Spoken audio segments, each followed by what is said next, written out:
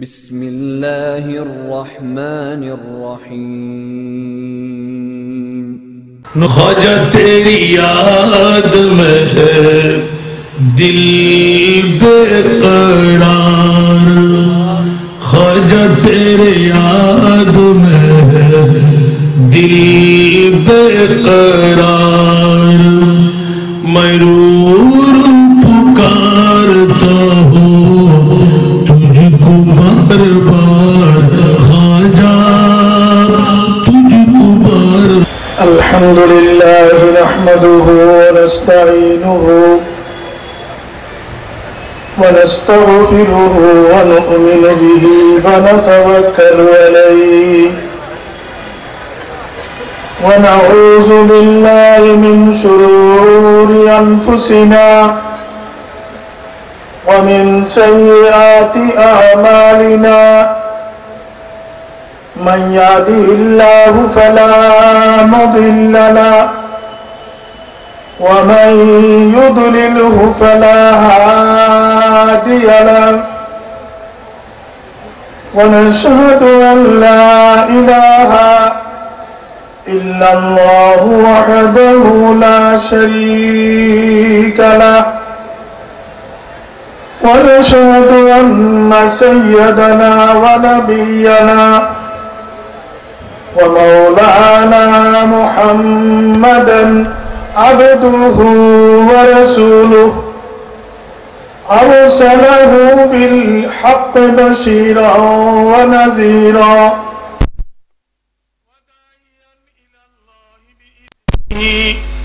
व सिराजन मुनीरा। फ़क़द क़ाल अल्लाहु तबारक व तआला फिल क़ुरआनिल मजीद वल फ़ुरक़ानिल हमीद फ़ी शानि हबीबिही मुख़बिरन व आमिरा।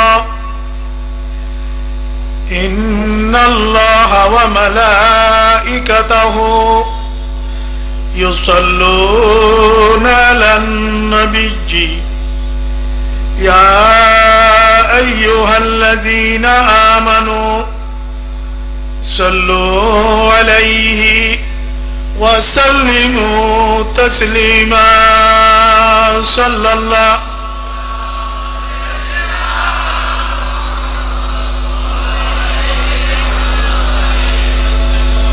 सल्लल्लाहु अलैहि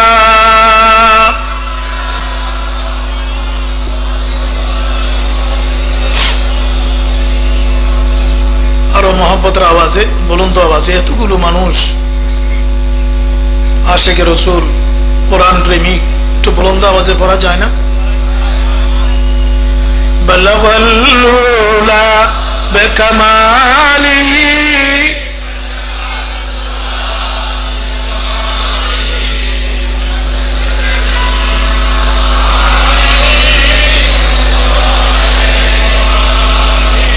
दो चश्मे नर गसी नशरा के माज़ागल बसर खानंद दो जुल्फे अंबरी नशरा के वल्लैल इज़ा यग़शा बलगल।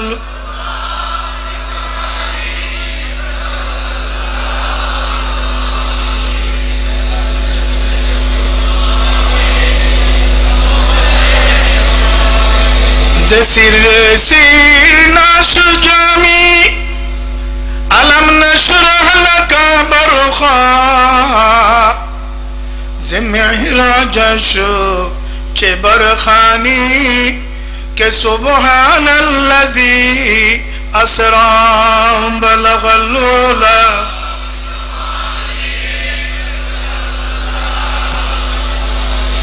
हसनत जमीउ ख़िसालिही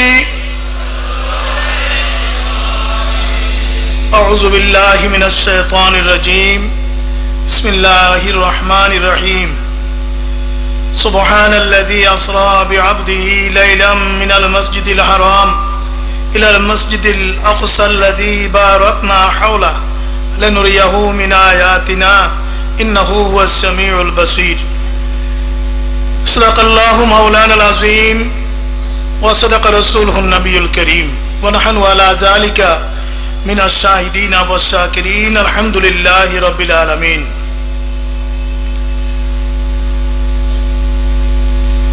सामाजिक सेवामूलक संस्था अंजुमाने खुद्दामुल मुस्लिमीन बांग्लादेशेर महती उद्योगे जमीतुल फला मस्जिद मैदाने प्रति बछर आयोजित आज एबारकार 16तम आयोजनेर अत्यंत सम्मानित सभापति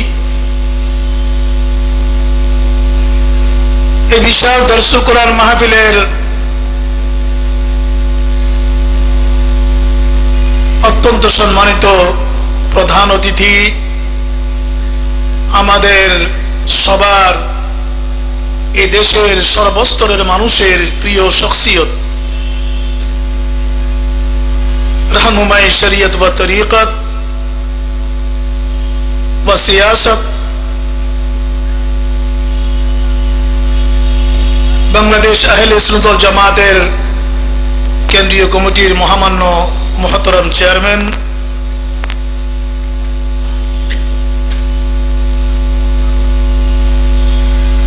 सुन्नियतेर आंदोलनेर राजपथेर संग्रामी महानायक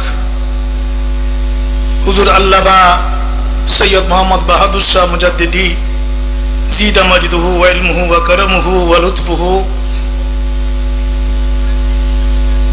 मंचे आसीन मंचे भरपूर हजरात उलमा इकराम अंजुमाने खुद्दामुल मुस्लिमीन बांग्लादेशेर अत्यंत सम्मानित नेतृबृंद कर्मकर्ताबृंद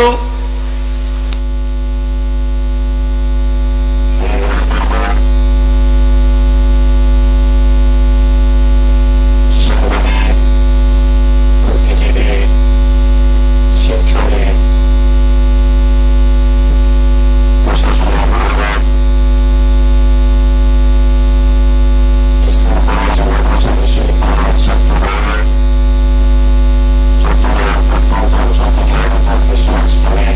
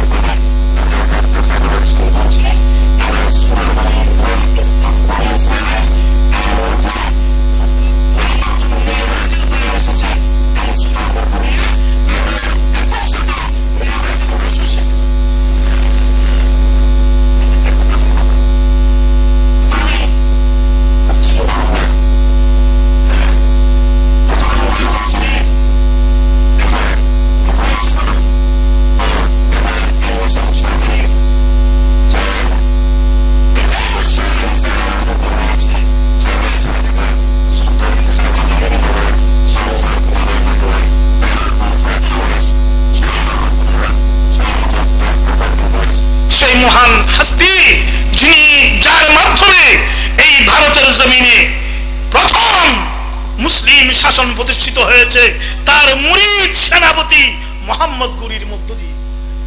মোহাম্মদ ঘুরি, আমাদের মধ্যে অনেকেই মনে করে যে আল্লাহর ওলিরা রাজনীতি করে নাই, খাজা বাবার চেয়ে বড় রাজনীতিবিদ আবার কে ছিল? যিনি ভারতের জমিনে যে বাদশাকে চ্যালেঞ্জ করা কঠিন ছিল, তিনি তার মুরিদ মোহাম্মদ ঘুরিকে সেনাপতি করে বললেন, পৃথ্বীরাজের বিরুদ্ধে তুমি জিহাদে নেমে যাও, আমি পেছনে আছি, তুমি সামরিক শক্তি নিয়ে এগিয়ে যাও, আমি স্পিরিচুয়াল পাওয়ার নিয়ে আমি পেছনে আছি। তরাইনের মুখে দেখা হলো সেই পৃথ্বীরাজের সৈন্যের সাথে তরাইনের দ্বিতীয় যুদ্ধে মুসলমানরা জয়লাভ করে, এই মহান সেনাপতির নেতৃত্বে জয়লাভ করে। This is the first time এই প্রথম ভারতের জমিনে মুসলিম শাসন প্রতিষ্ঠিত।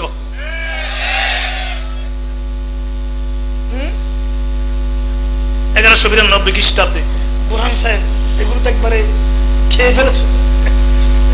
আমি ইতিহাসের ছাত্র, তাদের মতো এত উপরে যেতে পারিনি আর কি, ছোটখাটো ভাবে আছি আর কি। ছাত্র আমি জেনারেল হিস্ট্রির ছাত্র, ইসলামিক হিস্ট্রির ছাত্র। যাই হোক, কোনো খারাপ লাগে নাকি? আচ্ছা, তো সেই মহান হাস্তিকে স্মরণ করছি, শ্রদ্ধা নিবেদন করছি। দুঃখ প্রকাশ করতে হয়, আমার তফসিরে যাওয়ার আগেই যে কথা আমাদের মেহমানরা বলেছেন, আজকে নিউজিল্যান্ডে যে 49 জন মুসলিম শহীদ হলো, আরো কোথায় হলো? মসজিদের ভিতরে। কোথায়? মসজিদের ভিতরে জন্ম একজন মহান সাহাবীর, তিনি হচ্ছেন মাওলানা আলী কারামাল্লাহু ওয়াজহা। ওনার বেলাদত মসজিদে, শাহাদত মসজিদে। মাওলানা আলীর বেলাদত মসজিদে, শাহাদত মসজিদে। ওনার আম্মা জান কেবলা যখন তাওয়াফ করতেছিল, তখন ওনার প্রসব বেদনা শুরু হলো। এত মানুষের সামনে কিভাবে প্রসবিত হবে? দৌড়ে উনি খানায়ে কাবাতে ঢুকে গেলেন। মা সে খানায়ে কাবার ভিতরেই মাওলানা আলী। আবার খারেজিদের দ্বারা এই মহান খলিফা শহীদ হলেন মসজিদের ভিতরে, বমসজিদ বেলাদত বমসজিদ শাহাদত।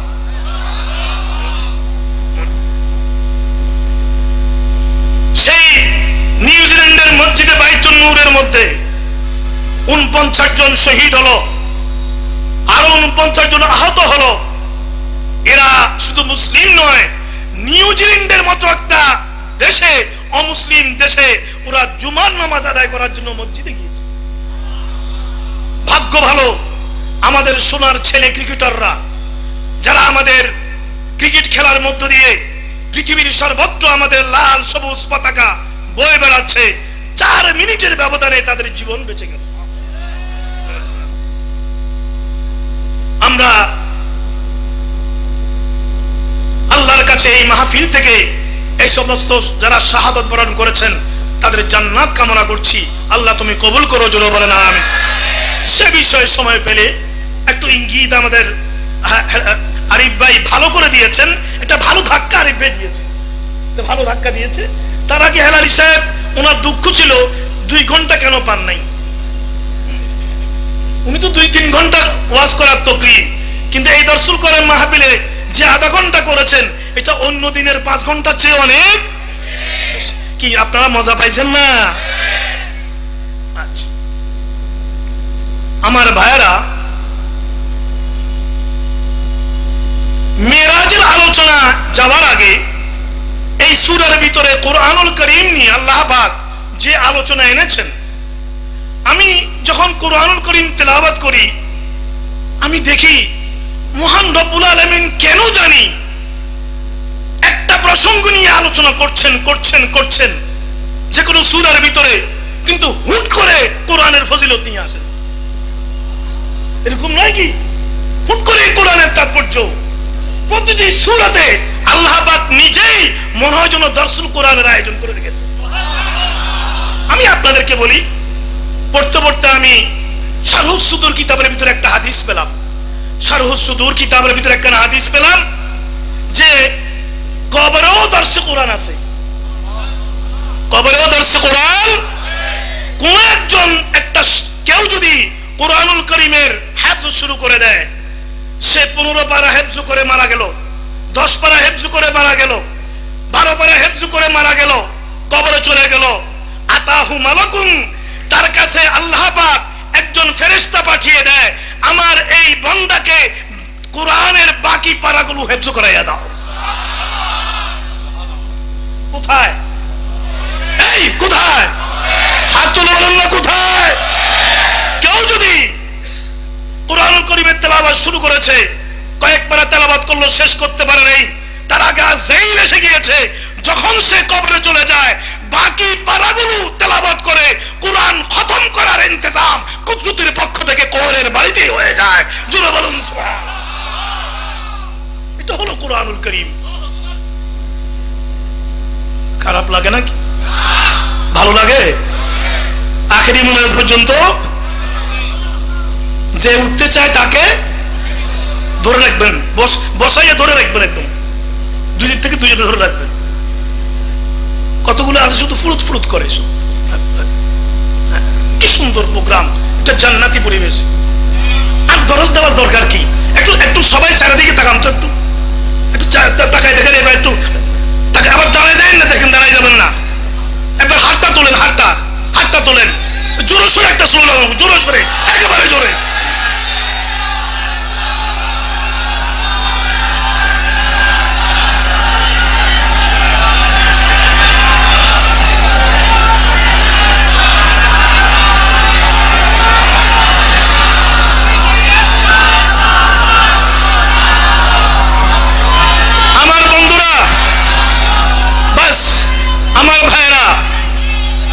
সূরা বনী ইসরাঈলের ভিতরে আল্লাহ পাক জায়গায় জায়গায় কোরআনের তাৎপর্য, কোরআনুল কারীমের ফাজাইল, কোরআন সম্পর্কে কথা নিয়ে এসেছেন।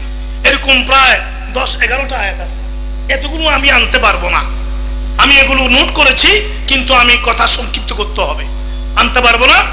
আল্লাহ পাক এখানে ইরশাদ ফরমাচ্ছেন, ইন্না হাযাল কোরআন ইয়াহদি লিল্লাতী হিয়া আকওয়াম।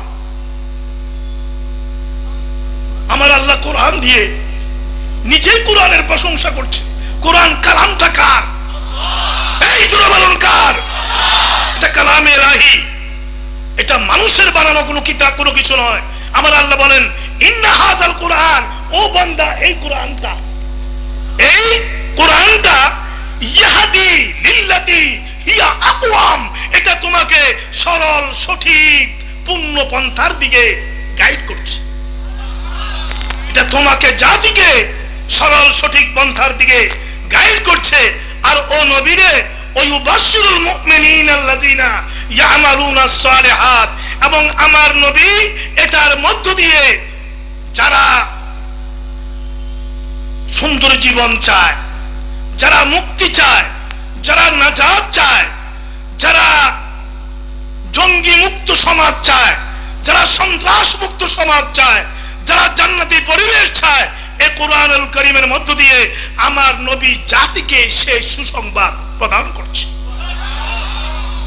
জোরে বলুন না সুবহানাল্লাহ। একটি মুখ থেমে থাকবেন না, জবাব দিবেন, কথা রেসপন্স করবেন। কষ্ট হবে? এভাবে এভাবে আল্লাহ পাক বিভিন্ন জায়গায় এগুলো এনে এরপরে আল্লাহ পাক এই সূরা বনী ইসরাঈলের আরেক জায়গাতে চ্যালেঞ্জ করে বসলেন, একেবারে চ্যালেঞ্জ ছুড়ে দিলেন, কুল ও নবী আপনি ঘোষণা করে দিন, বলে দিন, আপনি বলুন তাদেরকে, তারা যে কোরআন নিয়ে সন্দেহ পোষণ করে, তারা যে মনে করে বলে বেড়ায় এটা আপনি রাত্রি বেলায় বানান আর দিনের বেলায় বলেন যে জিবরিল নিয়ে এসেছে, তারা যে এই সমস্ত কথা বলে বেড়াচ্ছে, এটা যদি হয় তাহলে বলে দিন, লাইন ইজতামাআতিল ইনসু ওয়াল জিন, শুধু মানব জাতি নয়, জিনগুলোকেও ডাকো, জিনদেরকেও ডাকো। জিনের যত স্কলার আছে, জিনদের যত কবি আছে, আমাদের কবি তো হুলে নিষেধ আছে এখানে, জিনদের যত কবি সাহিত্যিক পলিটিশিয়ান আছে ওদেরকে ডাকো, জিনদেরকে ডাকো, মানুষ কবি সাহিত্যিক বক্তা ওয়াইজ যা আছে সবাইকে ডাকো, ইজতেমা করো। ইজতেমা আছে না, ইজতেমা করো। জিন এখনকার ইজতেমাতে জিন আসে কিনা আমি জানি না।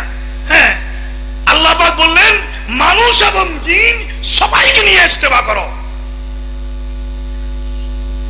কি জন্য? আলা আইয়াতু বিমিসলি হাযাল কুরআন। সুবহানাল্লাহ বলেন না। ইজতেমার বিষয়বস্তু হবে সবাই মিলেমিশে এই কোরআনের মতো করে একটা ছোট্ট আয়াত তোমরা সবাই মিলেমিশে রচনা করবে। নবীরে এই চ্যালেঞ্জ ছুড়ে দিন, সবাই তারা ইজতেমা করো, তারা সেটা বানিয়ে আনো। আমার আল্লাহ নিজেই জবাব দিচ্ছেন ও নবীরে, কিন্তু না না না না না, লা ইয়াতুনা বিমিসলিহি, ওরা পারবে না, ওরা পারবে না। আপনি চ্যালেঞ্জ দিবেন, আপনার মাধ্যমে আমি আল্লাহ চ্যালেঞ্জ দিলাম, ওরা সব একত্রিত হবে। আপনি চিন্তা করবেন না, লা ইয়াতুনা বিমিসলিহি, কুরআনুল কারীমের একটা সূরা ছোট্ট আয়াতের মতো একটা আয়াত ওরা তৈরি করে দিতে পারবে না। লা ইয়াতুনা বিমিসলিহি ওয়ালাউ কানা বাদুহুম লিবাদিন যাহিরা, যদিও একে অপরের সহযোগী হয়ে যায়, একে অপরের সহযোগী সহমর্মী হয়ে গেল, তারা এটা রচনা করতে পারবে। তাহলে প্রমাণ হয়ে গেল এটা পাঠিয়েছেন কে? এর হাত তুলে বলুন কে? আরো জোরে আল্লাহর নামটা একটু চিৎকার করে বলুন কে? যত শক্তি আছে সব শক্তি দিয়া। আমার মহতরম হাজিরিন, অন্য আয়াতগুলো আমি রাখলাম গেলাম না, আরো 8-10টা আয়াত এরকম আল্লাহ পাক এই সূরা বনী ইসরাঈলের ভিতরে কোরআনুল কারীম ব্যাপারে দিয়ে এসেছেন। এগুলো আল্লাহ পাক আমাদেরকে বুঝার তৌফিক দান করুন। শেষ পর্যন্ত আল্লাহ পাক বললেন ওয়াবিল হাক্কে আনজালনাহু ওয়াবিল হাক্কে নাযাল। আমি দেরিতে আসছি। ওয়াবিল হাক্কে আনজালনাহু, আমি কুরআনুল কারীমকে হকের উপরে নাযিল করেছি। ওয়াবিল হাক্কে নাযাল, এটা হকের উপরে নাযিল হয়েছে। চমৎকার ল্যাঙ্গুয়েজ ভঙ্গি কোরআন সাহেব, ল্যাঙ্গুয়েজের অ্যাটিটিউড দেখেন কিভাবে এটা তুলে আনবো। ওয়াবিল হাক্কে আনজালনাহু ওয়াবিল হাক্কে নাযাল। সুবহানাল্লাহ বলেন, আর একটু আস্তে বলেন না, তো জোরে বলেন। এবং নবীরে ওয়ামা আরসালনাকা ইল্লা মুবাশশিরাম ওয়া নাযীরা, আমি আপনাকে কোরআনের জন্য এটার মধ্য দিয়ে আপনাকে মুবাশশির করেছি, নাযীর করেছি। এত সুন্দর পৃথিবীতে আর কি আছে? একটা আন্তর্জাতিক সেমিনার হলো ইউরোপের কোন দেশে, সেখানে সব রিলিজিয়নের গ্রন্থগুলো পড়া হবে। বাইবেল তেলাওয়াত হবে, কারিউল বাইবেল, বাইবেলের কারি সাহেব আসলো, ইঞ্জিলের কারি সাহেব আসলো, জিন্দা বেস্তার কারি সাহেব আসলো, আপনার গীতার কারি সাহেব আসলো। আছে না কারি? কারি মানে কি? যে যার কারি সাহেবরা সবাই আসলো। মিশর থেকে কারি বাসেদ গেলেন, পুরো নাম কি? আব্দুল সামাদ কারি, আব্দুল সামাদ আব্দুল বাসেদ। ওনাকে উনি মুসলমানদের উনি রিপ্রেজেন্ট করলেন, ওখানে গেলেন। প্রত্যেকটি সেমিনারে সবার জন্য 5 মিনিট 3 মিনিট এরকম টাইম দেওয়া হচ্ছে। যে যা ধর্মগ্রন্থ পাঠ করতেছে লাল বাতি জ্বলে উঠে, আর মানে টাইম শেষ। কারি বাসেদ সাহেব বসে বসে চিন্তা করতেছে, আমাদের যারা কোরআনের কারি তারা তো গলা টলা ঠিক করে নড়ে চড়ে বসতো, তা আধা ঘন্টা লাগে। ওরা কারি সাহেবরা একটা গলা পরিষ্কার করতে বোঝা যায় ওরা কারি সাহেব, এটা কারি সাহেব। তো চিন্তা করতেছে 5 মিনিটে আমি আমার আউযুবিল্লাহ বিসমিল্লাহ পড়তে তো চলে যাবে 10 মিনিট, আমি কি পড়বো এখানে? টেনশন। আর ওনাকে দেওয়া হয়েছে সবার শেষে, মানে সবার শেষে দিলে এমনি তো সবাই টেনশন যাবার জন্য উদ্গ্রীব, কোরআন আর কে শুনবে, এটা এরকম মনে করবো। ওনাকে সবার শেষে রাখা হলো। তো এখন উনি তেলাওয়াত শুরু করলেন। 5 মিনিট গেল, 10 মিনিট গেল, আধা ঘন্টা গেল, 1 ঘন্টা গেল, লাল বাতি জ্বলে, লাল বাতি জ্বলে।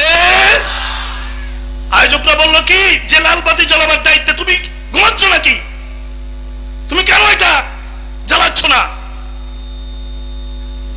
একে এত সময় কেন দিচ্ছ? তখন সে বলল আমি করবটা কি, আমি তাকে সময় দিই নেই, কোরআন তাকে সময় দিচ্ছে। তাকে সময় কে দিচ্ছে? কোরআন।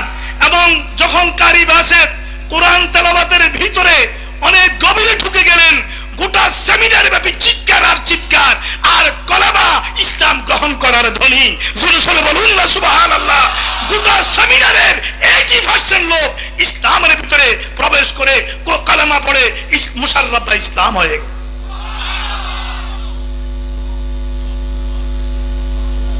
আলহামদুলিল্লাহ, জোরে বলেন। সুন্নিয়তের আন্দোলনকে হৃদয়ে হৃদয়ে পৌঁছিয়ে দিতে হলে এই কোরআনের প্রকল্প, কোরআনের কর্মসূচির কোনো বিকল্প নাই, কোনো বিকল্প নেই। এটা মনে রাখবেন। খারাপ লাগে নাকি আমার বন্ধুরা? এবার আমরা আমাদের আসল জায়গায় চলে আসি। খুব বেশি সময় নিয়ে কথা বলতে পারবো না, আর ব্যাপক আলোচনাও করতে পারবো না। মেরাজুন নবী সাল্লাল্লাহু আলাইহি ওয়াসাল্লাম, আল্লাহ পাক এই সূরা বনী ইসরাঈলটা শুরু করলেন সুবহানাল্লাহি দিয়ে। এটা মক্কি সূরা, এটা হিজরতের আগে, এটা আল্লাহ নবী মেরাজ থেকে ফিরে আসার পরে হিজরতের 1 বছর আগে, এর 1 কি 2 বছর পরেই হিজরত হলো। এমন একটা সময়ে এই সূরাটা নাজিল হয়েছে এবং সেজন্য নিঃসন্দেহে এটা মক্কি সূরা। আলহামদুলিল্লাহ বলেন। আচ্ছা আমার বন্ধুরা, আমাদের দেশে কিছু মানুষ আছে যারা এই দিবসগুলো মানতে চায় না। ওরা বলে যে মেরাজুন নবী কি সাহাবীরা পালন করছেনি, গাল বাঁকা বাঁকা করে কথা বলে, এগুলো হচ্ছে বেদাত, এগুলো সাহাবী পালন করে নাই, তাবি করে নাই, তবে তাবি করে নাই। আচ্ছা করে নাই তো হয়েছে কি বলো আমাকে, কি তা হয়েছে? সাহাবী করে নাই, তাবি করে নাই, তবে তাবি করে নাই, কেউ করে নাই, আমরা করতেছি তো হয়েছে নাকি? What is problem? তো কি নিষেধাজ্ঞা আছে? কি নিষেধাজ্ঞা আছে? কিছুই নেই। তারা যেগুলো করে সব আছে, সব ওগুলো সব সাহাবী করছে, তাবি করছে, তারা কত কিছু করে। হ্যাঁ, এগুলো কি বলা যাবে? হ্যাঁ বলা যাবে এগুলা? এগুলো তোমরা কোত্থেকে করো? যাই হোক, কারো সমালোচনা আমি সেদিকে আমি যাই না। হ্যাঁ, আল্লামা ইসমাইল হক আলাইহির রহমা ওনার তাফসীরের ভিতরে মেরাজের ক্ষণ, দিবস, সময় এগুলো প্রতিপন্ন করে উনি বললেন ওয়া আলাইহি আমালুন নাস। সুবহানাল্লাহ বলেন। ওয়া আলাইহি আমালুন নাস। মুসলিম উম্মাহ মেরাজুন নবীর দিবস পালন করে। মুসলিম উম্মাহ দিবস পালন, এটার উপরে মুসলিম উম্মাহর আমল আছে। মাসাবাত আবি সুন্নাহর ভিতরে শেখ আব্দুল্লাহ মুহাদ্দিস দেহলভী ভারতের জমিনের জন্য যিনি ইমাম বুখারী, ভারতের জমিনে যার উপর কোন মুহাদ্দিস নেই, তিনি মাসাবাত আবি সুন্নাহ কিতাবের ভিতরে উনি লিখছেন ইলাম আন্নাহু ক্বাদ ইশতাহারা বিদিয়ারিল আরবে ফিমা বাইনান নাসে আন্না মিরাজাহু সাল্লাল্লাহু কানা লি27 মিন রজব ওয়া মৌসুমুর রজবিয়্যাতে ফিহি মুতাআরিফুন বাইনাহুম। সুবহানাল্লাহ বলেন। উনি বলেন যে দিয়ারে আরবে, আরবের সর্বত্র এই মেরাজুন নবী পালিত এখন হয় না আর কি। এখন না হওয়াটা কি, এটা কি না মানার, না হওয়ার কি এটা কি দলিল নাকি? এটা তো কোনোদিন নয় আমার বন্ধুরা। যাই হোক, আল্লাহ পাক রব্বুল আলামিন হাকিমুল হাকিমিন মেরাজের আলোচনা করতে গিয়ে লফজ সুবহান দিয়ে শুরু করেছেন। এজন্য এই সূরাটাকে সূরাতুস সুবহান বলা হয়। সুবহান দিয়ে আল্লাহ পাক শুরু করেছেন। আমার ভাইয়েরা, কেন কেন এটা দিয়ে শুরু করলেন? কারণ মেরাজ এমন একটা স্থানের ঘটনা যেটা কোনো মিডিয়া টাচ করতে পারবে না। কি বলেন, ঠিক কিনা? এই যে আজকে এত মিডিয়া, এত সাংবাদিক, সেখানে কোনো সাংবাদিক ছিল না। এই জিবরিল আমিন যতটুকু গিয়েছে একটা জায়গা গিয়ে তিনিও বন্ধ, কোনো সাংবাদিক নেই, নিউজ পেপার নেই, কোনো চ্যানেল নেই, কোনো ফেরেশতা নেই, কেউ নেই, আছে আল্লাহ আর তার মাহবুব মুহাম্মদুর রাসূলুল্লাহ। এখন আমার বন্ধুরা, প্রশ্ন আজকের এই সায়েন্সের যুগে, বিজ্ঞানের যুগে প্রশ্ন আসতে পারে, প্রশ্ন এসেছে যে কি বলতেছে বোরাক, এটাতে কোনো রকেটও না, কিছু না, এটা দিয়ে চলে গেছে, তো কেমনে গেল? এটা মহাশূন্যে কিছু জায়গা আছে খুব ঠান্ডা, কিছু জায়গা আছে প্রচন্ড গরম, কিছু জায়গা আছে বাতাস নাই, অক্সিজেন নাই, এগুলো মুহাম্মদ অতিক্রম করলো কি করে? এই প্রশ্নগুলো এসেছে, আসতে পারে। কি বলেন, ঠিক কিনা আমার বন্ধুরা? তো এজন্য আল্লাহ পাক এই মেরাজের আলোচনা করতে গিয়ে বললেন সুবহানাল্লাযী। সবাই একটু সুবহানাল্লাহ বলেন না। আমি খোদা, আমি আল্লাহ সমস্ত প্রশ্ন থেকে পবিত্র। তোমরা মেরাজ নিয়ে যত কোশ্চেন করবা, এগুলো তোমাদের বেলায় সত্য, আমি আল্লাহর জন্য এটা প্রযোজ্য। আমি আল্লাহ ইজা আরাদা শাইয়ান আন ইয়াকুলু লাহু কুন ফায়াকুন, আমি যা চাই তা হয়ে যায়। তোমরা অগ্নি, আগুন, সূর্যের প্রচন্ড তাপের কথা বলছো, তোমরা কি দেখো নাই আমি যখন বলেছি কুলনা ইয়া নারু কুনি বারদাম ওয়া সালামান আলা ইব্রাহিম, তোমরা নমরুদ আমার ইব্রাহিমকে অগ্নিকুণ্ডে ফেলে দিয়েছো, আমি আল্লাহ সেই অগ্নিকুণ্ডকে এমন বাগান করে দিলাম, সেখানে সেব গাছে সেব ধরতেছে, ফুল গাছে ফুল ধরতেছে, আঙ্গুর গাছে আঙ্গুর ধরতেছে। ইব্রাহিম আলাইহিস সালাম ওই অগ্নিকুণ্ডের বাগানে ঘুরে ঘুরে এখান থেকে কিছু ফল খায়, এখান থেকে কিছু ফল খায়, এখান থেকে কিছু ফল খায়। এটা তো আমি আল্লাহ করেছি। এটা মনে করছে ঘুরি চাই গেছে, ইব্রাহিম করে ঘুরি ঘুরি বিভিন্ন রকমের ফল ফলাদি খায়। সুবহানাল্লাহ বলবেন না? একসাথে বলুন আল্লাহু আকবার, হাত তুলে বলুন আল্লাহু আকবার। কে করেছে? চিৎকার করে বলুন কে করেছে?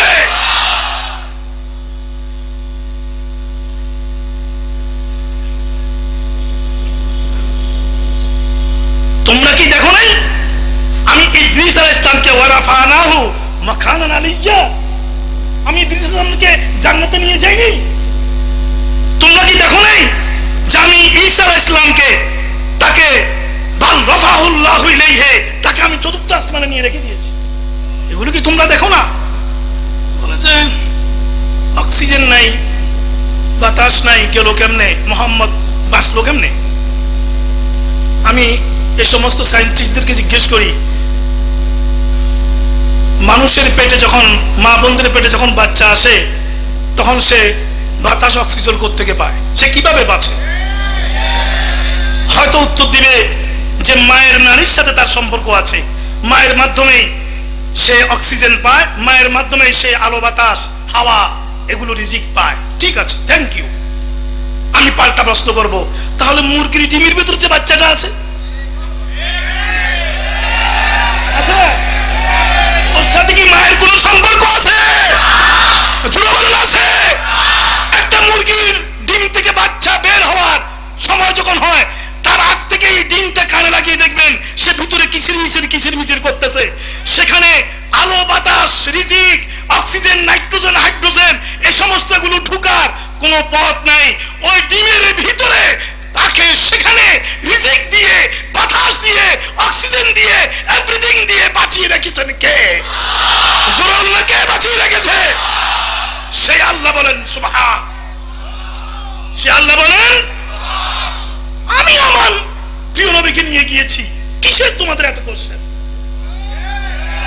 আবার একটা জিনিস লক্ষ্য রাখবেন, খারাপ লাগে নাকি? আল্লাহ পাক এখানে বলেন নাই আমি আল্লাহ নিয়ে গেছি। আল্লাহ নিজের নামটা উচ্চারণ করেন নাই, প্রিয় নবীর নামও উচ্চারণ করেন নাই। আল্লাহ নিজের নামকে কিভাবে বলেছেন? সুবহানাল্লাযী, আল্লাযী।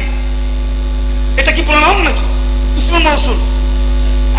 আল্লাযী আবার বলেছেন বিআবদিহি, এবারে বলেন নাই বিরাসূলিহি, বিনবিয়িহি। আমি আমার নবীকে নিয়েছি, রাসূলকে নিয়েছি। আল্লাহ এটা বলেন নাই আমি আল্লাহ নিয়েছি, এটাও বলেন নাই। নিজেকে বলেছেন আল্লাযী শব্দ দিয়ে, আল্লাযী শব্দ দিয়ে, আর নবীকে বলেছেন বিআবদিহি দিয়ে। What is cause behind this? এর পিছনে কারণটা কি? কি কারণ? আল্লাহ নিজের নামটাকে গোপন রাখলেন, নবীর নামও গোপন রাখলেন, রাসূলের নামও আনলেন না, নবীও আনলেন না, কিছুই আনলেন না। কারণটা কি? কারণ হচ্ছে এই, আমি আল্লাহ গোপন, আমার প্রিয় নবীর হাকিকত গোপন।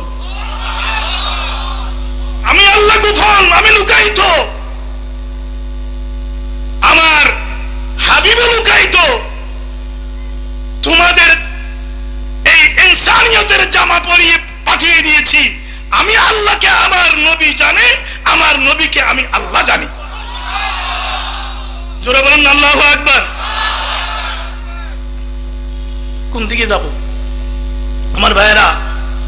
প্রিয় নবীর শানের রিসালাতের মধ্যে পড়ে গেলে এটা বেকেনারা সমুদ্র। এজন্য শাহ আব্দুল আজিজ মুহাদ্দিস দেহলভী লিখতে লিখতে লিখতে লিখতে হয়রান হয়ে একবার কলম শেষ, কালি শেষ, কাগজ শেষ, এভরিথিং, ওনার সাহিত্য, ওনার ল্যাঙ্গুয়েজ সব শেষ।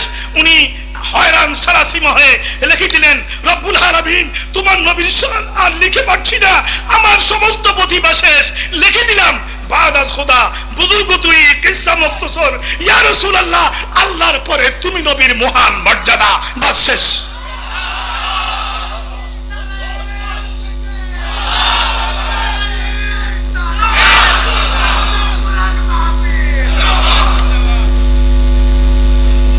খারাপ লাগে বলবো আমার বন্ধুরা, আমার ভাইয়েরা, আব্দ, আল্লাহ পাক নবীকে বলেছেন আব্দ। এটা দেখে আমাদের কিছু বন্ধুরা বলে, আমরা বলি এক ব্যাখ্যা, তারা বলে আর ব্যাখ্যা। এরা বলে যে আব্দ বলছে এই জন্য এখান থেকে প্রমাণ হইয়া গেছে নবী নূর না, নবী মাটি। নবী মাটি, এটা প্রমাণ হয়ে গেছে। আল্লাহ পাক এখানে রাসূল বলে নাই, নবীও বলে নাই, নূরও বলে নাই, বলছেন আব্দ। আমরাও আব্দ, তিনিও আব্দ, উনিও আব্দ, আমরাও আব্দ, উনিও আব্দ। অতএব নবী আমার মতো তোমার মতো সাধারণ, এটার জন্য আল্লাহ পাক আব্দ ব্যবহার করেছে। আমি বলবো বন্ধু, আল্লাহ আব্দ ব্যবহার করে নাই, আল্লাহ আব্দিহি ব্যবহার করেছে। জোরে বলুন না সুবহানাল্লাহ। আল্লাহ পাক কি ব্যবহার করেছেন? আব্দিহি। ছাত্র আর আমার ছাত্র এক কথা, ছাত্র আর বললাম এ আমার ছাত্র। আমার বললে একটা অন্য বিষয় এসে যায়। আল্লাহ পাক এখানে বললেন বিআবদিহি, আমার আব্দকে। আব্দ তিন প্রকার, এই হাত তুলে দেখেন কয় প্রকার। একটা হচ্ছে আব্দে রকিক, আমরা হলাম আব্দে রকিক, যারা আল্লাহকে সাধারণভাবে, রসুলকে, আমরা সাধারণ মুসলমানরা সবাই আব্দে রকিক। আরটা হচ্ছে আব্দে আবেগ, আবু জাহেল, আবু লাহাব, উতবা, শিয়া, মুনাফিক টুনাফিক যা আছে এগুলো আব্দে আবেগ। এগুলো আল্লাহর খোদাদ্রোহী, এগুলো খোদাদ্রোহী। আরেকটা হলো আব্দে মাযুন। একটা কি? পৃথিবীতে আব্দে মাযুন একজনই। জোরে বলুন না সুবহানাল্লাহ। আমার অ্যাডভোকেট এম আবু নাসের তালুকদার সাহেব, উনি ওটা ভালো বুঝবেন, আমরা কম বুঝবো। আব্দে মাযুন কাকে বলে? যাকে পাওয়ার অফ অ্যাটর্নি দেওয়া হয়েছে। এটা নি বলে পাওয়ার অফ অ্যাটর্নি দেওয়া হয়েছে। পাওয়ার অফ অ্যাটর্নি যাকে দেওয়া হয়, সে যে দেয় তার সম্পদের মধ্যে যা ইচ্ছে তা করতে পারে। জোরে বলুন না সুবহানাল্লাহ। ও নবী, আমি আপনাকে, আমি খোদাইর পাওয়ার অফ অ্যাটর্নি দিয়েছি। আপনি আব্দে মাযুন। বুরহান সাহেব বলেছে মাফাতি, একটা চাবি নয়, আমার খোদাইর সমস্ত রহমত, নিয়ামত, বরকতের সমস্ত চাবিগুলো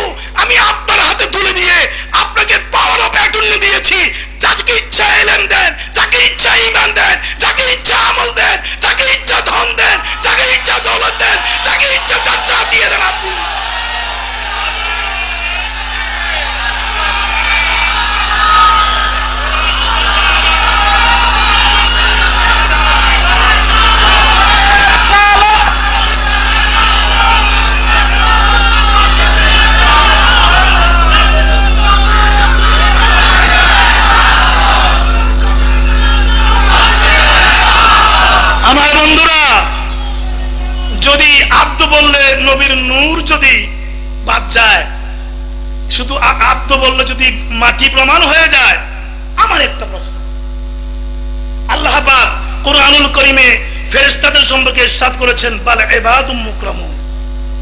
আছে না এরকম আয়াত? আছে না? হাফেজ সাহেব আয়াতটা ঠিক আছে নি? এখানে হাফেজ কোরআন বাল ইবাদুম মুকরামুন। আল্লাহ পাক ফেরেশতাদেরকে আব্দ বলেছেন। ফেরেশতাদেরকে আব্দ, ইবাদ আব্দের বহুবচন। আল্লাহ বলেছেন বাল ইবাদুম মুকরামুন, ফেরেশতারা আমার সম্মানিত বান্দা। তাহলে ওগুলো কি মাটি নেই? তাহলে ওগুলো ফেরেশতারে জিবরিলকে মাটি বলো না, কোনো সমস্যা নেই। জিবরিলকে মাটি বলো, আজরাইলকে মাটি বললো তো আজরাইল গুসা হয়ে গেলে খবর আছে আবার।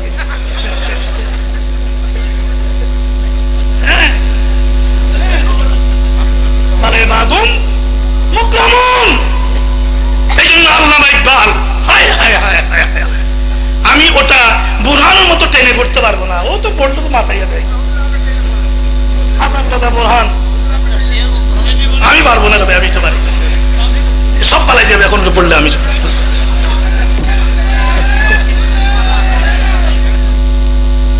আল্লামা ইকবাল এখন তো কবি, এখন তো কবিদের কবিতার কোনো আগা মাথা নাই, ঠিক না?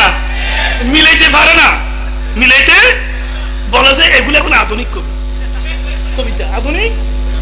আসলে কবিতা লিখতেও পারে না, লিখতে পারে না। আমি যখন তোমাকে দেখেছিলাম ওই দিক দিয়ে হেঁটে যাওয়ার সময়, তখন হঠাৎ দেখলাম একটা আমার সামনে একটা চন্দ্র। হ্যাঁ, মিলছিনি, কোনো মিলছিনি। হ্যাঁ, আরেকজনের শুনি বলে যে, কেউ মাইন্ড করবেন না, একটু খারাপ ল্যাঙ্গুয়েজ, শুনি বলে যে তোমার ফাঁসা দিয়ে খেজুর গাছ। হ্যাঁ, তখন এ বলে যে এটা কি তোমার কবিতা মিলছে নাকি? বলছে মিললে মিলুক, না মিললে না মিলুক, তোমার ফাঁসা তো হারিয়ে গেছে।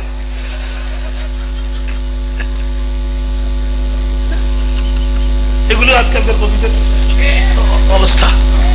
আমার বন্ধুরা, আল্লামা ইকবাল বলছে আব্দে দিগার আব্দুহু চিজে দিগার। ইকবাল ইংরেজি পড়ে বাংলা পড়ে ইকবাল বলেছে আমি কেমনে আসলাম, এটা আমার মায়ের দোয়া। ইকবাল বলেছে আমার মায়ের দোয়া। ইকবাল বলছে ও আমার বন্ধুরা, কি বলো তোমরা? আব্দুহুকে আব্দে দিগার, আব্দ একটা বিষয়, হ্যাঁ, আব্দ একটা বিষয়, আব্দুহু চিজে দিগার। কিন্তু যখন আব্দের সাথে হু প্রনাউন মিলে যাবে, সর্বনাম মিলে যাবে, এটা অন্য বিষয়, এটা অন্য জগৎ। সুবহানাল্লাহ বলেন না?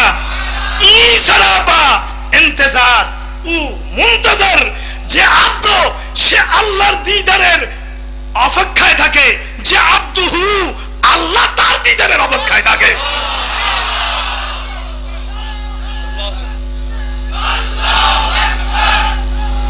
জোরে সরে হাত তুলে, জোরে সরে হাত তুলে, জোরে সরে।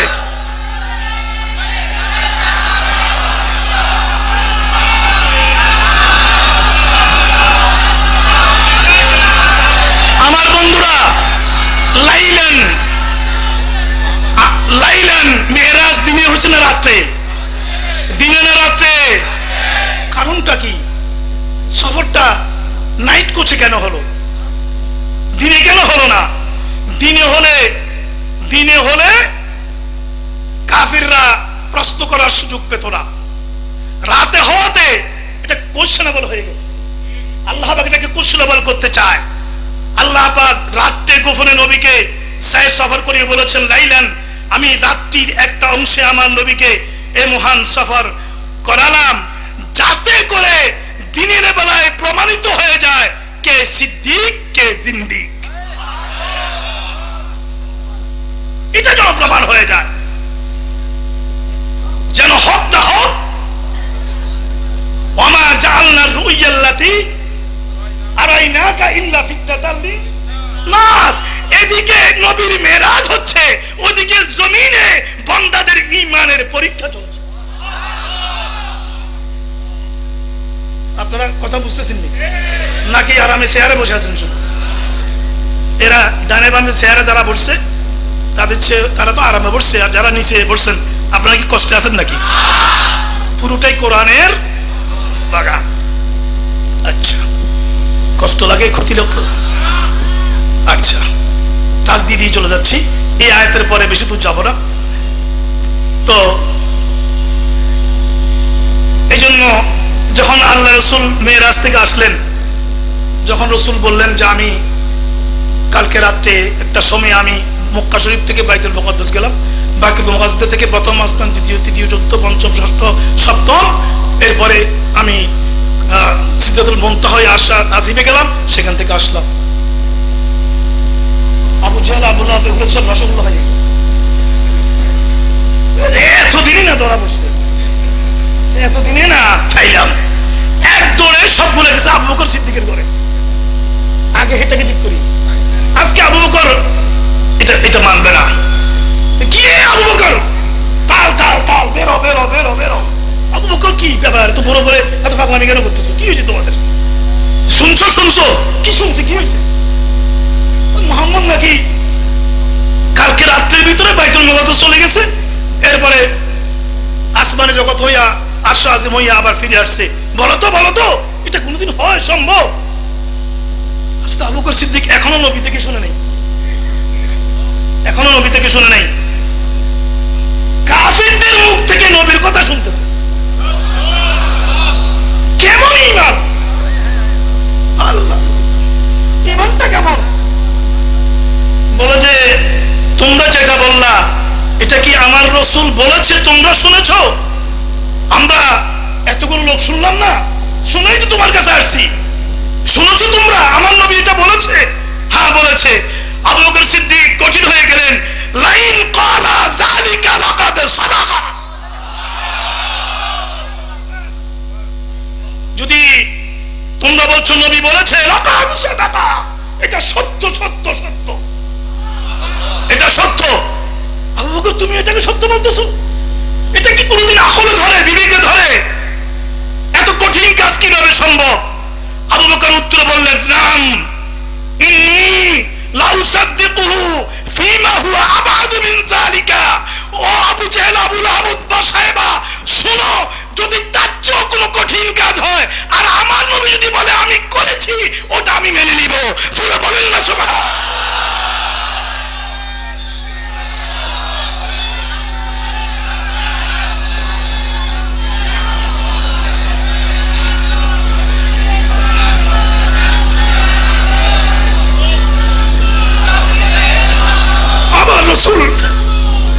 আমার রাসূল বললেন, আবু বকর তুমি সিদ্দিক, তুমি সিদ্দিক,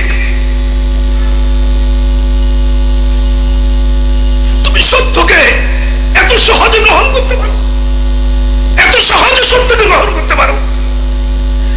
আমরা আবু বকর সিদ্দিক রাদিয়াল্লাহু আনহুর অনুসারী, কি বলেন ঠিক কিনা? আমার বন্ধুরা, মেরাজ হলো, প্রশ্ন আসতে পারে, প্রশ্ন এসেছে যে আল্লাহ পাক তো মক্কা শরীফ থেকে ডাইরেক্ট আসলে নিয়ে যেতে পারতেন, বাইতুল মুকাদ্দাস কেন দিলেন? বাইতুল মুকাদ্দাস তো ফিলিস্তিনে একটা মসজিদ, এটা একটা জায়গা। মক্কা শরীফ থেকে বাইতুল মুকাদ্দাস নিয়ে তারপরে সেখান থেকে আসমানে কেন ডাইরেক্ট আল্লাহ পাক নিয়ে গেল না জিবরিল আমিনের মাধ্যমে? এটা ভায়া কেন করলো? এই প্রশ্ন আসতে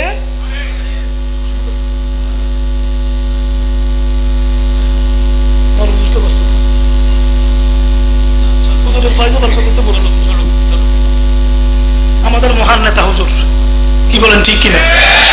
একটু দেখেন তো সবাই, এক চোখে দেখেন তো কেমন লাগে।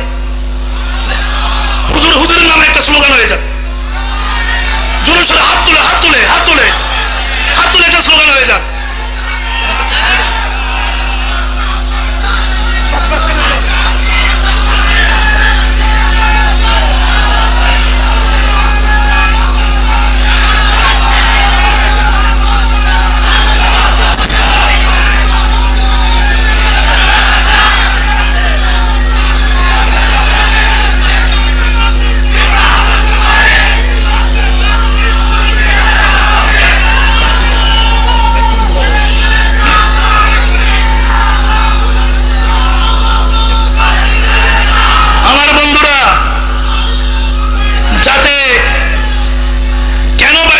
মুকাদ্দাস নিয়ে গেল। আমি সব কারণগুলো আজকে আর বলতে যাব না, এটা অন্য সময়। এখানে 8-10টা আসবাব আছে, এতগুলো বলতে গেলে অনেক সময় লাগবে। তবে বাইতুল মুকাদ্দাস নিয়ে গেছেন এজন্য যাতে কাফেররা প্রশ্ন করতে পারে এবং সেই প্রশ্নের উত্তরে যেন তারা খামোশ হয়ে যায়। কারণ রাসূল যখন বলবেন যে আমি বাইতুল মুকাদ্দাস হয়ে গেছি, তখন তারা সুযোগ পেয়ে যাবে যে মুহাম্মদ তো আগে কোনোদিন বাইতুল মুকাদ্দাস যায় নাই, আমরা জানি, মক্কাতেই থাকতো, যাই নাই। এখন যখন বলছে মেরাজের পথে বাইতুল মুকাদ্দাস গিয়েছে, বাস পেয়ে গেলাম পয়েন্ট। কি পয়েন্ট জিজ্ঞাসা করবো, বলো তো দেখি বাইতুল মুকাদ্দাস কেমন, দরজা কয়টা, জানালা কয়টা, রংটা কি, কেমন আর্ট, কেমন শিল্প করব, রাস্তাটা যেতে কেমন। সে তো যাই নাই মক্কা থেকে, আর শাহিম দূর থাকুক, এক রাত্রি কি বাইতুল মুকাদ্দাসে উঁচু করে যাওয়া যাবে? ওরা তো শিওর যাই নাই, অতএব আমাদের প্রশ্নের উত্তর দিতে পারবে না, মেরাজ প্রমাণও হবে না।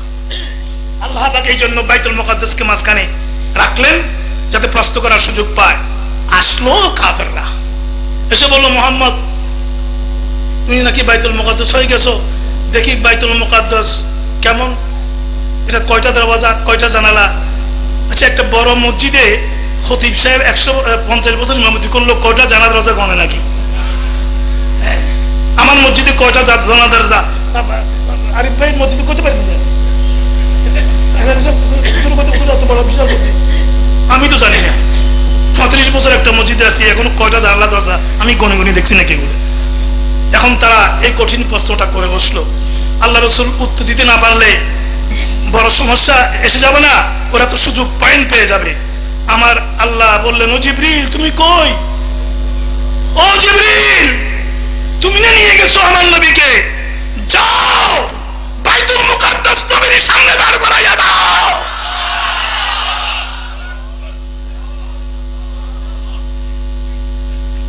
আমার নবী বলেন, তখন তারা প্রশ্ন করলো, আমি হাতিমে কাবায় ঢুকে গেলাম। রাসূল বলেন, আমি হাতিমে কাবায় ঢুকে গেলাম। ও বিশ্ববাসী শোনো, হাতিমে কাবা থেকে পাশে আকিল ইবনে আবি তালেবের ঘর আমি দেখতে পাচ্ছি। আকিল ইবনে আবি তালেবের ঘরের সামনে বাইতুল মুকাদ্দাস।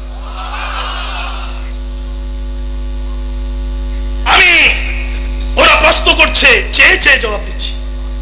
ওরা প্রশ্ন করছে, আমি চেয়ে চেয়ে। সবগুলো হতাশ হয়ে বলে, এটা তো দেখি বড় জাদুঘর না, বড় জাদুঘর।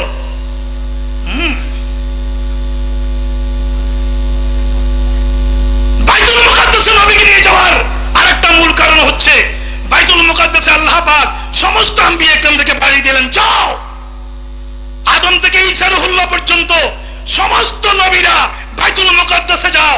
আলামে আরওয়াতে তোমরা প্রমিস করেছিলা, আহাদ করেছিলা, মিসাক করেছিলা, আমার নবীর জমানায় তোমরা আসলে ঈমান আনবা, সাহায্য করবা। নবীর জমানায় তোমরা তো যাবা না, যাও আজকে বাইতুল মুকাদ্দাসে, ওই আহাদকে পুরা করো। আমার নবী ইমামতি করবেন, তোমরা মুক্তাদি হয়ে আমার নবীর উম্মত হয়ে যাবা। জোরে সোরে বলুন সুবহান।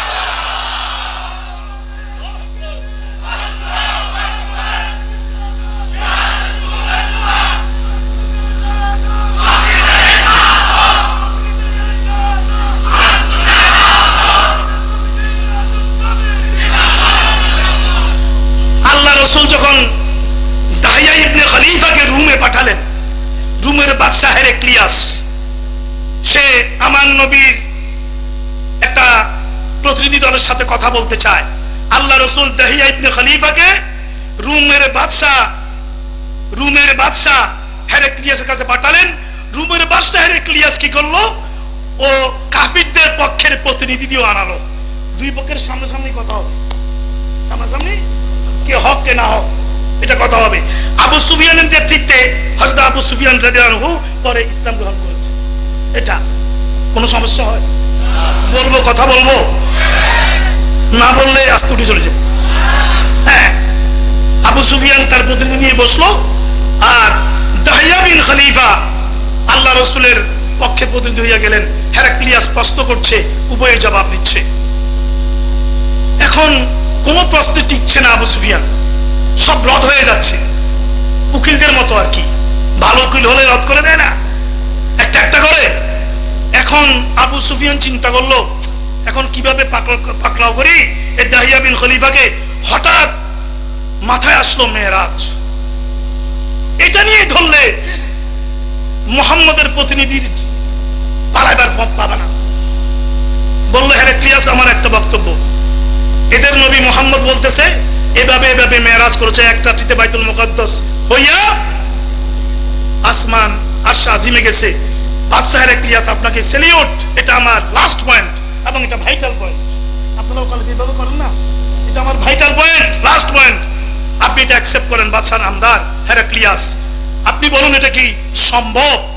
হেরাক্লিয়াসও এটা অনেকটা মেনে নিচ্ছে যে এটা কিভাবে সম্ভব হয়। বলো যে এই দাহিয়া বিন খলিফা তোমার নবীকে এটা বলেছে নাকি এরকম। হঠাৎ বাদশার পিছনে দাঁড়ানো বাদশার প্রধান উপদেষ্টা ও হাত তুলে বলল অর্ডার অর্ডার অর্ডার, আমার বক্তব্য। সুবহানাল্লাহ বলো, আপনারা অর্ডার বলেন। আমি তো উকিল ভাই, হ্যাঁ আমি অনুমতি চাই, আমার বক্তব্য আছে। এটা হেরাক্লিয়াসের পক্ষের একজন উপদেষ্টা, উনি দাঁড়িয়ে বললেন তোমার আবার কি বক্তব্য বলো। যে হুজুর বাদশাহ নামদার, একটা প্রশ্ন দীর্ঘদিন থেকে আমার মনে ছিল, আজকে আমি জবাব পেয়ে গেছি, আজকে আমি জবাব পেয়ে গেলাম। কি প্রশ্ন তোমার? হুজুর আপনি জানেন আমি বাইতুল মুকাদ্দাসের ফাদরি ছিলাম, আমি বাইতুল মুকাদ্দাসের গার্ডিয়ান খাদেম ছিলাম, পাদ্রী ছিলাম। আজকে দাহিয়া বিন খলিফা যে রাত্রিতে নবীর মেরাজ হয়েছিল বলতেছে, ওই রাত্রিতে আমার একটা নিয়ম ছিল, আমি গভীর রাতে যখন অর্শিপ শেষ হয় আমি বাইতুল মুকাদ্দাসের জানলা দরজা সব বন্ধ করে আমার বাসায় চলে যাই। ওই রাত্রিতে আমি একটা দরজা বন্ধ করলেই খুলে যায়, বন্ধ করলেই খুলে যায়, বন্ধ করলেই খুলে যায়, বন্ধ করলেই খুলে যায়।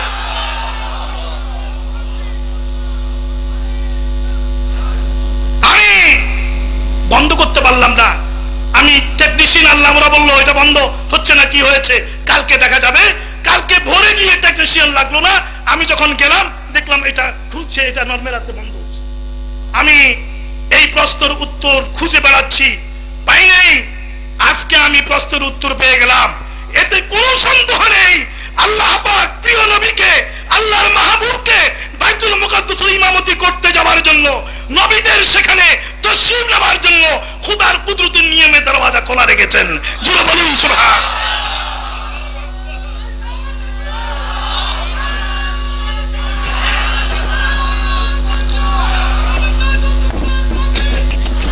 আমার বন্ধুরা, যাই হোক ওদিকে আর না যাই, আজকে সেই বাইতুল মুকাদ্দাস আমাদের হাতে, কি বলেন ঠিকই না?